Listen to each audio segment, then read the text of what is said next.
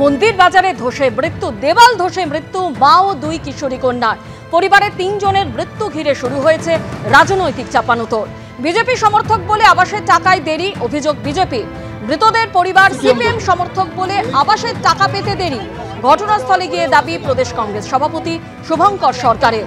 কেন্দ্র আবাসের টাকা দেয়নি, বঞ্চনার অভিযোগে পাল্টা স্বরূপ তৃণমূল। বামপন্থী পরিবার ছিল, ওনাকে একটা ঘর দেওয়ার মতো ছিল না, এতদিন পরে ঘর দিয়েছে আর সে আজকের মারা গেছে, দুটো বাচ্চা নিয়ে মারা গেছে। কি হালে তাহলে দিন কাটিয়েছিলেন আপনারা দেখুন না। পাবলিক বলতে বলে ফের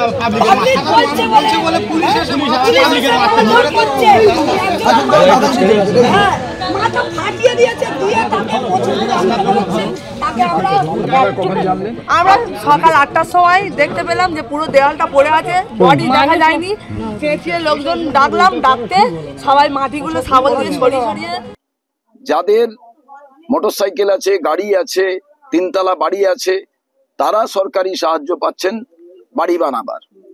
যে সরকার মানুষের টাকা, ট্যাক্সের টাকায় গরিব মানুষদের বাড়ি করে দেওয়ার কথা, সেটা তারা করছেন না। এলাকার বিধায়ক, এলাকার সাংসদ এবং সরকার কাটমানি দিতে হচ্ছে তাদের। দেখা যাচ্ছে যে নেতাদের সন্তুষ্টি না করলে চলছে না। পরিণামে আপনি দেখুন অকালে 3টে প্রাণ চলে গেল। এতদিন পায়নি, তার কারণ হচ্ছে কেন্দ্রীয় সরকার দীর্ঘ 3 বছরের উপরে তারা ঘর বন্ধ করে দিচ্ছে, ঘরের টাকা বাংলাকে দেয়নি। তার জন্য এত সমস্যা এলাকায়।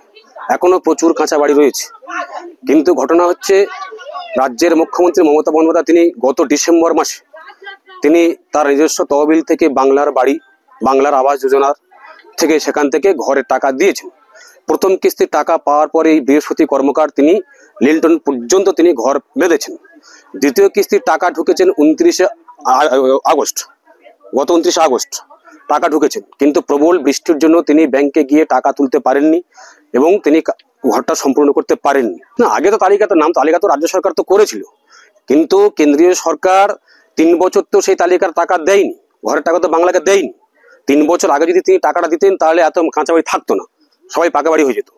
আমার মাটির ঘরটা দীর্ঘ 20-30 বছর আগের মাটির ঘর, তাই উনি দীর্ঘ 10 বছর আগে থেকে ঘর চাইছিল। 10 বছর আগে থেকে ওনার ঘরের কন্ডিশন খুব খারাপ। উনি বারে বলছিলেন যে ঘর চাইছিলাম। আমি ওনার হয়ে বহুবার আবেদন দিয়েছিলাম পঞ্চায়েতে, কিন্তু কোনো রকম পঞ্চায়েত থেকে সেই ব্যবস্থা নেয়নি। কেন? শাসক দল তৃণমূল পঞ্চায়েত চালায় আর এই বুথ জিতে আছে বিজেপি। তাই ওনাদের মধ্যে একটা প্রতিহিংসা পরায়ণ কাজ করেছে যে হয়তো বা ওরা বিজেপি করে, তাই ওদেরকে দেবো না। রিসেন্ট 1 মাস আগে ঘর দিয়েছে, 1 মাস আগে দিয়েছে, তার জন্য হয়তো 1 মাসের মধ্যে তো ঘরটা হয় না। এখন এই বর্ষাকাল, এই ভয়াবহ বর্ষা কি হবে, মাটির গোড়াগুলো সব গলে গেছে।